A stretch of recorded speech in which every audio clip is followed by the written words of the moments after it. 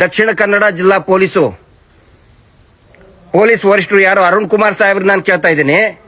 ಮೂಳೆಗಳನ್ನ ಹೊರಗಡೆ ತಂದ ತಕ್ಷಣನೇ ಅವನು ಭೀಮಾ ಅನ್ನೋನು ಓಡಿ ಹೋಗ್ತಾನೆ, ಇಂಟೆಲಿಜೆನ್ಸ್ ರಿಪೋರ್ಟ್ ಇದೆ ಅಂತ ಹೇಳಿದ್ರಲ್ಲ, ಎಲ್ಲಿ ಓಡಿ ಹೋದ? ಇದ್ರದ್ದು ಇಂಟೆಲಿಜೆನ್ಸ್ ರಿಪೋರ್ಟ್ ಬರ್ಲಿಲ್ವಾ ನಿಮಗೆ? ಓಪನ್ ಆಗಿ ನಾವು ಹೇಳ್ತಾ ಇದೀವಿ, ನೋಡಿ ಅಲ್ಲಿ ಗಲಾಟೆ ಆಗುತ್ತೆ, ಪೊಲೀಸರು ನೇಮಿಸ್ರಿ ಅಂತ ಹೇಳಿದ್ರೆ, ಈಗ PSI ಹೇಳ್ತಾರೆ ಹೋಗಿ ಒಂದು ಪೊಲೀಸ್ ಸ್ಟೇಷನ್ ಕಂಪ್ಲೇಂಟ್ ಕೊಟ್ಬಿಡಿ ಅಂತ. ಪೊಲೀಸರು ಏನ್ ಮಾಡ್ತಾ ಇದ್ದಾರೆ?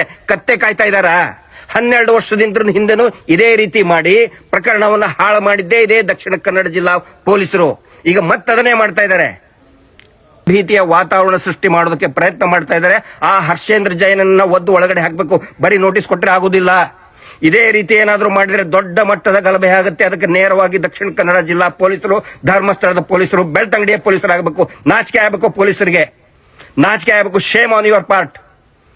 ಪೊಲೀಸರು ಕೆಲಸ ಮಾಡ್ತಾ ಇಲ್ಲ, ವೀರೇಂದ್ರ ಜೈನನ್ ಕೆಲಸ ಮಾಡ್ತಾ ಇದ್ದೀರಿ. ನೀವು ಮಾರ್ಕೊಂಡಿದ್ದೀರಿ, ನಿಮ್ಮ ಖಾಕಿ ಮಾರ್ಕೊಂಡಿದ್ದೀರಾ ನೀವು ನಾಲಾಯಕಗಳು. ನಾಚಿಕೆ ಆಗಬೇಕು ನಿಮಗೆ, ಪೊಲೀಸರಿಗೆ. ಥೋ ಅಂತ ಉಗಿತಿದ್ದಾರೆ ಜನರೆಲ್ಲರೂ. ಭಕ್ತಾದಿಗಳ ಮೇಲೆ ಹಲ್ಲೆ ಮಾಡಿದ್ರು ಕೂಡ ಬಾಯಿ ಮುಚ್ಕೊಂಡು ಕುಂತಿದ್ದಾರೆ ಧರ್ಮಸ್ಥಳ ಪೊಲೀಸರು.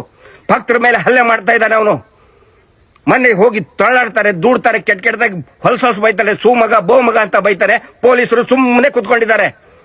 ಹೋಗ್ರಿ, ಎಲ್ಲಾದ್ರೂ ವರದಿ ಬಿಚ್ಚ ಚಪ್ಪಲಿ ತೊಳೆಯಕ್ ಹೋಗ್ರಿ ನೀವು ಅಲ್ಲಿ. ಪೊಲೀಸರು ಎಷ್ಟೋ ಸರಿ ಹೇಳ್ಬೇಕು ನಿಮಗೆ, ಧರ್ಮಸ್ಥಳ ಪೊಲೀಸರಿಗೆ, ಬೆಳ್ತಂಗಡಿ ಪೊಲೀಸರಿಗೆ.